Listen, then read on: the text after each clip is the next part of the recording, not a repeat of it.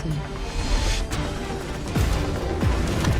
ऐसी लड़की की है जिसकी जिंदगी अचानक एक खतरनाक मोड़ ले लेती है। उसे अकेला पाकर कुछ बदमाश उसे कैद कर लेते हैं, उसके साथ बहुत घिनौना काम करते हैं। इसके बाद उसकी हिम्मत, डर और बदला अब कुछ हम इस कहानी में देखेंगे। कहानी की शुरुआत होती है जेनिफर से। वो एक जानी मानी नोवेल राइटर है, लेकिन इस बार उसने अपनी नई किताब लिखने के लिए एकदम अलग माहौल चुना है। शहर के हलचल से दूर, सुनसान और शांत इलाका जहाँ सिर्फ जंगल की सरसराहट, जानवरों की आवाजें हों। सबसे पहले एक लोकल स्टोर में जाती है। वहाँ उसकी मुलाकात होती है अल से।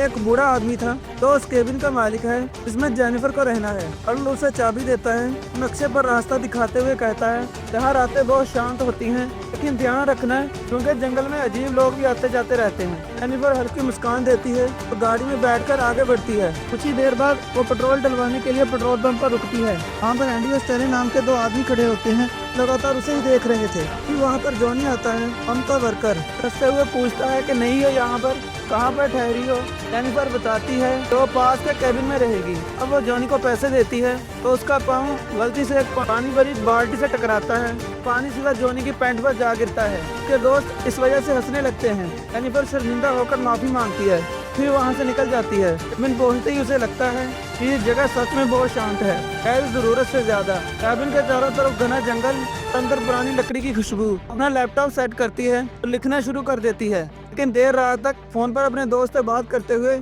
उसे अंदर से हल्की सी आवाज सुनाई देती है, जैसे कोई धीरे से दरवाजा खोल रहा हो। तो सावधानी से वहां जाती है, देखती है कि एक कमरा आधा खुला है। तो वो अंदर देखती है तो वहां पर पुराने औजारों के साथ छोटा सा डिब्बा रखा हुआ है जिस पर खतरनाक निशान बना है। इसका मतलब का जहरीला पाउडर था। तो जल्दी से दरवाजा बंद कर देती है। थोड़ी देर बाद वो लिखते हुए गलती से बियर का गिलास अपने ऊपर गिरा लेती है, और जब वो कपड़े धोने के लिए बाहर अंधेरे में एक परछाई खड़ी है वो लगातार उसे देख रही है। अगली सुबह वो जॉगिंग करते हुए जंगल में और आगे जाती है। वहाँ पर उसे एक पुराना मकान दिखाई देता है। दरवाजा खुला है लेकिन अंदर कोई नहीं। वहाँ का माहौल उसे बेचैन कर देता है, इसलिए वो लौट आती है। केबिन पहुंचकर नल खोलती है, उसमें पानी नहीं आता। तो मदद के लिए फोन करती है। थोड़ी देर में प्लम्बर वहाँ पर आता है। तो एक सीधा साधा शर्मीला आदमी था, पाइप ठीक कर देता है। जेनिफर खुश होकर उसके गाल पर किस करती है। लक्ष्मी का चेहरा लाल हो जाता है तो वो शर्मा कर वहाँ से भाग जाता है। शाम को मैथ्यू, स्टैनले, एंडी और जॉनी के साथ मछली पकड़ रहा था। तो वहाँ पर वो मजाक में कह देता है कि शहर की लड़की ने मुझे गाल पर किस किया।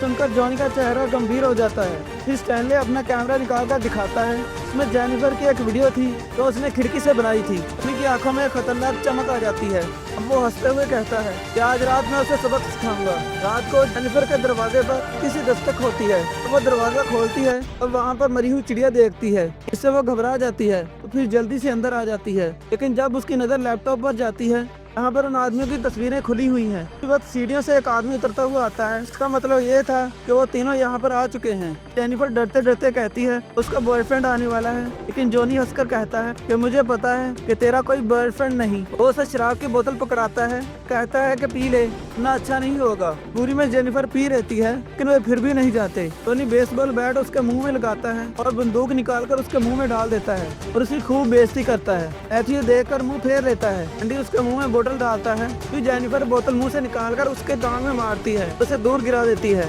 फिर बैग से स्प्रे निकालती है और स्टैनले की आंखों में डाल देती है। फिर मौका पाकर वहाँ से बाहर निकल जाती है। भागते भागते जंगल में आगे की तरफ जा रही थी। उसके कपड़े फटे हुए थे और नंगे पांव भाग रही थी। उसके बाल बिखरे हुए थे। अब वो दौड़ते दौड़ते गिर जाती है, लेकिन वो फिर भी रुकने का नाम नहीं लेती। उसकी सांसें इतनी तेज चल रही थी कि हर कदम पर उसे लग रहा था वो गिर जाएगी। कुछ देर बाद पेड़ों के बीच से दो आदमी नजर आए। इसने उसे पहले दिन केबिन की चाबी दी थी। दूसरा एक उम्रदराज भारी भरकम आदमी जिसकी कमर पर रिवॉल्वर की होल्स्टर बनी थी। जेनिफर घबराई आवाज में दोनों के पास पहुंची, हाँफते हुए बोली प्लीज प्लीज मेरी मदद करो। वो लोग उन्होंने उसकी आवाज कांप रही थी, लफ्ज टूट टूट कर निकल रहे थे और उसकी आंखों से आंसू बह रहे थे। दूसरे आदमी ने, जो खुद को शेरिफ बता रहा था, भारी आवाज में कहा शांत हो जाओ मिस, मैं यहाँ का शेरिफ हूँ। तब तक मैं हूँ, तुम्हें कोई छू भी नहीं सकता। अल ने सहमति में सिर हिलाया और फिर बोला कि तुम घबराओ मत, हम तुम्हें महफूज जगह पर ले जाएंगे। शेरिफ ने अर्ल को आदेश दिया, अर्ल तुम जंगल की दूसरी तरफ जाओ और जंगल के आसपास देखो, मैं इसे लेकर इसके कैबिन में जाता हूँ, शायद वहीं से कुछ पता चले। केबिन के पास पहुंचकर शेरिफ ने दरवाजा खोला और अंदर चला गया। अंदर जाता ही इधर उधर देखने लगा। जेनिफर कांपते हुए कोने में खड़ी थी, गुजरी हुई डरावनी रात से सहमी हुई। शरीफ ने कमरे में बिखरे हुए कागज, गिरे हुए गिलास, उल्टी पड़ी कुर्सियों को देखा, लेकिन वहाँ पर कोई मौजूद नहीं था। तभी उसकी नजर टेबल पर पड़ी शराब की बोतल पर पड़ती है। बोतल उठाकर मुस्कुराया और बोला, लगता है तुमने कॉफी पी रखी थी और शायद शराब की वजह से तुम्हें भ्रम हो गया होगा। जेनिफर ने गुस्से और अपमान से भरी आवाज में कहा, नहीं, मैं झूठ नहीं बोल रही। उन लोगों ने मेरे साथ जबरदस्ती करने की कोशिश की, मैं बस किसी तरह बचकर निकली हूँ। शरीफ की आंखों में एक अजीब सी चमक आ गई। उसने धीमे कदमों से जेनिफर के करीब आना शुरू किया और बोला, तलाशी लेनी पड़ेगी, हो सकता है तुम्हारे पास कोई हथियार हो। कहकर उसने उसकी बाहें पकड़ ली। तलाशी के बहाने उसके हाथ जेनिफर के जिस्म पर ऐसे घूम रहे थे, इससे हमें साफ पता चलता है तो उसकी मंशा मदद करने की नहीं है। जेनिफर ने खुद को छुड़ाने की कोशिश की, लेकिन तभी दरवाजा खुलता है। जॉनी, स्टैनले, एंडी और मैथ्यू अंदर आ जाते हैं और सभी जेनिफर को देखकर एक दूसरे की तरफ देखकर मुस्कुराए, मानो कोई शिकार फिर से हाथ लग गया हो। जेनिफर ने समझ लिया शरीफ भी इन्हीं दरिंदों में शामिल है। शरीफ ने लड़की को धक्का देकर जमीन पर गिरा दिया और ठंडी आवाज में कहा कि अब तो बचने का कोई रास्ता नहीं है। पाली, आज तुम्हारे साथ बहुत बुरा होने वाला है। अभी जॉनी जेनिफर को पकड़ लेता है, फिर मैथ्यू की तरफ इशारा करता है, चलो आज तुम्हें मर्द बना देते हैं, कपड़े उतारो। मैथ्यू हिचकिचा रहा था, उसका चेहरा शर्म और डर से लाल हो गया था, लेकिन बाकी सबके दबाव में धीरे धीरे अपने कपड़े उतारने लगा। जेनिफर दर्द और अपमान से तड़प उठी। उसकी आवाज और चीखें पूरे कैबिन में गूंजने लगी, लेकिन ये चीखें बाहर जंगल में और ठंडी हवा में खो रही थी। इसी बीच शरीफ का फोन बजा। स्क्रीन पर उसकी बेटी एंजल का नाम चमक रहा था। उसने फोन उठाया। जैसे ही बेटी की मासूम आवाज आई, डैड आज जल्दी आना, मुझे तुम्हें कुछ बताना है। शरीफ ने अपना चेहरा सामान्य करने की कोशिश की और बोला, हाँ प्रिंसेस, पापा आज जल्दी आएंगे। फोन रखते ही वो एक पल के लिए चुप कर जाता है। बाकी लोगों से बोला, चलो अब काफी हो गया, निकलो यहाँ से। उनके जाने के बाद जेनिफर किसी तरह खुद को उठाती है। उसके शरीर पर जगह जगह चोट के निशान थे, वो पूरी तरह टूटी हुई लग रही थी। कैबिन से बाहर निकली, ठंडी हवा में कांपते हुए बिना कपड़ों का ही चल पड़ी। कुछ ही दूर जाने के बाद जैसे ही उसने सोचा कि अब वो बच गई है, सामने फिर से वही पांचों लोग आ गए कि हमारी प्यारी मेहमान भाग कहाँ रही है। एंडी ने वेंगी से कहा। इस बार उन्होंने जेनिफर को जमीन पर गिरा दिया। एंडी ने उसका सिर पकड़कर पास के छोटे गड्ढे में पानी के अंदर डुबोना शुरू किया। जेनिफर हांफने लगी और उसके हाथ पांव फड़फड़ाने लगे, लेकिन वो दरिंदे हंसते रहे। शरीफ ने भी अपने कपड़े उतारे। बारी बारी से सबने उसके साथ जुल्म ढाया। जेनिफर दर्द से चीख रही थी, लेकिन अब उसकी आवाज में दर्द से ज्यादा गुस्सा झलक रहा था। अब उनका मन भर गया, उन्होंने उसे छोड़ दिया। रेंगते हुए आगे बढ़ी और एक पुरानी लकड़ी के पुल तक पहुंची, लेकिन पीछे से आती उनकी आवाजें उसके कदम रोक दिए। बोले, आज तो इसका काम तमाम कर देते हैं। जेनिफर ने एक पल के लिए उनकी तरफ देखा, तो फिर बिना सोचे पानी में कूद गई। पानी में ही कहीं गायब हो गई। तो पांचों ऊपर से देखते रहे, लेकिन पानी की सतह पर उसका कोई निशान नहीं था। बोलते हैं कि शायद बह गई, लेकिन शरीफ ने सख्त आवाज में कहा कि नजर रखना कि अगर ये बच गई तो हम सब जेल में होंगे। उन्होंने जेनिफर की सारी चीजें, कपड़े, बैग, नोट्स और लैपटॉप के पास में जलाकर राख कर दिया। धुआं पर उठता रहा। उनके चेहरे पर इत्मीनान साफ साफ दिखाई दे रहा था। उस रात शरीफ अपने घर लौटा। उसकी बेटी एंजल ने खुशी खुशी दरवाजा खोला और कहा, डैड गेस व्हाट, मुझे ऑनर प्रोग्राम में चुन लिया गया है। शरीफ ने मुस्कुराकर उसे अपने गले लगाया, मानो वो एक आदर्श पिता हो, लेकिन उसकी आंखों में अभी भी वो दोपहर का रिंदीपन झलक रहा था। फिर सुबह का धुंधला सा मौसम था। जंगल की ठंडी हवा में अजीब सी खामोशी फैली हुई थी। शरीफ अपनी कार से धीरे धीरे अल के कैबिन की तरफ बढ़ता है। रास्ते में उसकी आंखें बार बार पेड़ों की तरफ आंक रही थी, ऐसे वो किसी अनजानी निगाह को महसूस कर रहा हो। फिर अपने कैबिन में मौजूद था। तब शरीफ कार से उतरकर उसके कैबिन में आता है। उसके कैबिन की चाबी टेबल पर फेंक देता है। अल मुस्कुराते हुए पूछता है, वो लड़की जेनिफर तो वो यहाँ से चली गई? शरीफ अजीब सा हल्का सा मुस्कुराता है, लेकिन उसकी आंखों में झूठ साफ झलक रहा था कि हाँ चली गई, तो यहाँ रहना पसंद नहीं आया। अर्ल उसकी बातों पर सर तो हिलाता है, लेकिन उसके चेहरे पर हम शक महसूस कर सकते हैं। अगले सीन में हम देखते हैं कि वो सारे दरिंदे शरीफ, जॉनी, एंडी, स्टैनले और मैथ्यू जंगल के अलग अलग हिस्सों में बिखरे हुए हैं, मानो किसी जंगली जानवर का पीछा कर रहे हैं। उनकी आंखें बेचैनी से इधर उधर घूम रही हैं, लेकिन उन्हें जेनिफर कहीं नहीं मिलती। पत्तों की सरसराहट और दूर से आती जानवरों की आवाजें माहौल को और ज्यादा डरावना बना देती हैं। मैथ्यू बाकी सबसे थोड़ा दूर खड़ा था, जमीन पर पड़े सूखे पत्तों को घूर रहा था। उसके दिमाग में बार बार वही पल घूम रहा था। जेनिफर की चीखें, उसकी आंखों में डर, उसका अपना किया हुआ गुनाह। उसकी उंगलियां कांप रही थी, चेहरे पर डर साफ दिखाई दे रहा था। कुछ दिनों बाद अल शरीफ को फोन करता है। उसकी आवाज में चिंता साफ थी। मुझे जेनिफर की बहन का कॉल आया था। वो पूछ रही थी जेनिफर अभी तक घर क्यों नहीं आई। शरीफ सच सच बताओ, तुमने उसके साथ कुछ किया तो नहीं? शरीफ घबराहट में बोलता है, नहीं अर्ल, ऐसा कुछ नहीं हुआ, और बस यहाँ से चली गई। फोन काटते ही शरीफ के चेहरे पर पसीना आ गया। लेकिन उसने गहरी सांस ली तो खुद को शांत करने की कोशिश की।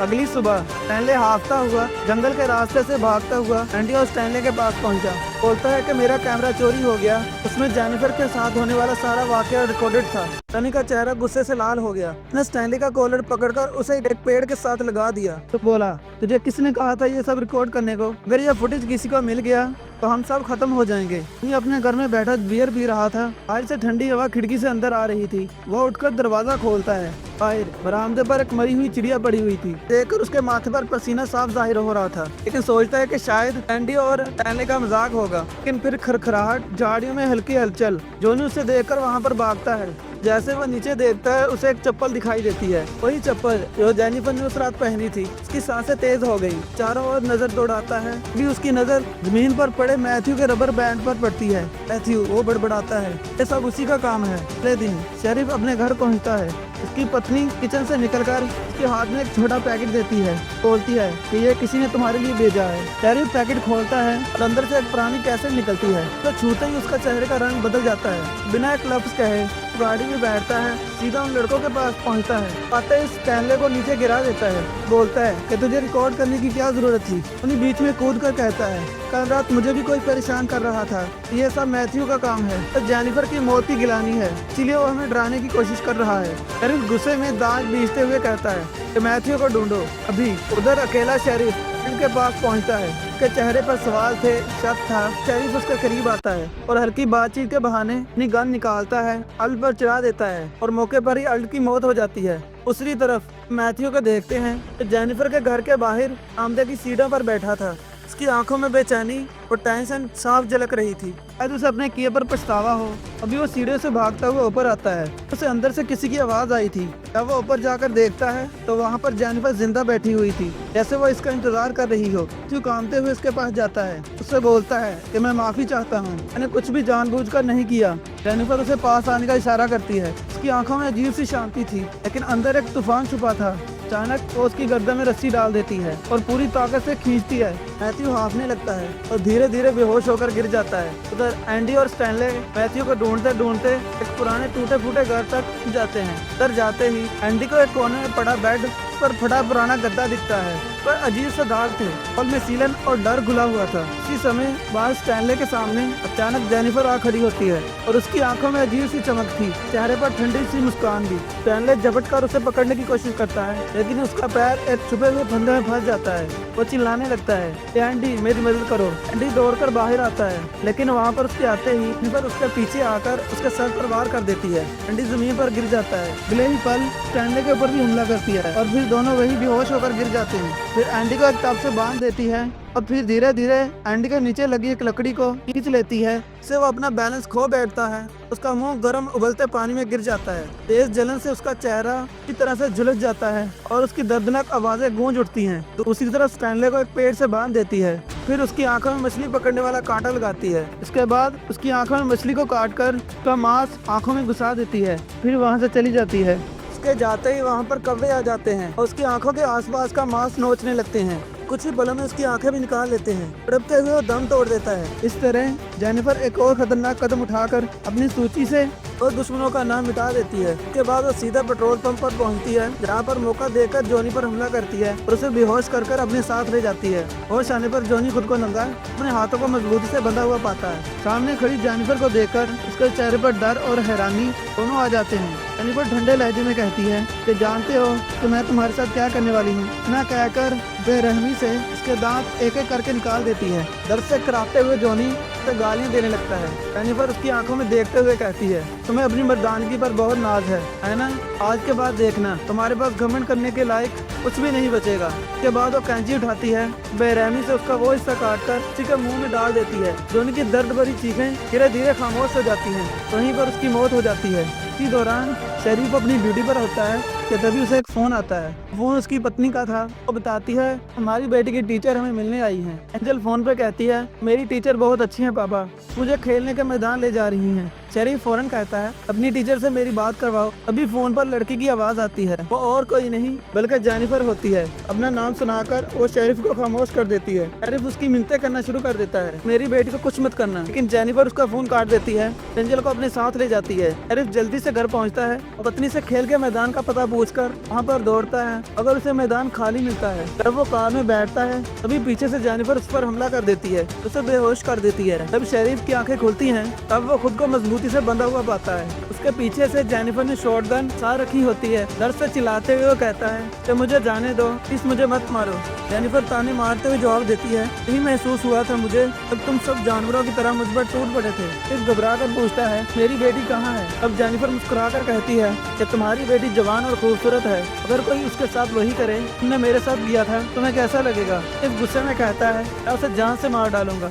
जेनिफर ठंडी आवाज में कहती है चलिए ठीक वही सजा तुम्हें देने आई हूँ। रस्सी लेकर शॉटगन का ट्रिगर में फंसा देती है और उसका दूसरा सिरा मैथ्यू के हाथ में बांध देती है। सामने बेहोश बैठा हुआ था तो शेरिफ को बताती है जब मैथ्यू को होश आएगा अब तुम दोनों खत्म हो जाओगे। ये कहकर जेनिफर बाहर चली जाती है। फिर मैथ्यू होश में आता है तो शेरिफ को देखता है। तभी शेरिफ घबरा कर कहता है मत हिलना, लेकिन मैथ्यू अनजाने में हाथ हिला देता है। ट्रिगर दबते ही गोली निकलकर शरीफ के आर पार हो जाती है, सामने बैठे मैथ्यू को भी चीर देती है। तभी दोनों वहीं पर मारे जाते हैं। आखिर में जेनिफर को दिखाया जाता है अपने सभी गुनहगारों को मौत देकर संतोष से मुस्कुरा रही होती है। कैमरा धीरे धीरे दूर जाता है। कहानी यहीं पर खत्म हो जाती है। थी इस फिल्म की पूरी कहानी। एक औरत का वो बदला तो किसी भी सीमा को नहीं जानता। अगर आप लोगों को हमारी ये कहानी पसंद आई इस वीडियो को लाइक करें, शेयर करें। ऐसे ही माइंड शेकिंग स्टोरीज के लिए हमारे चैनल के साथ जुड़े रहें। तो फिर मिलते हैं एक नई वीडियो के साथ, तब तक के लिए गुड बाय।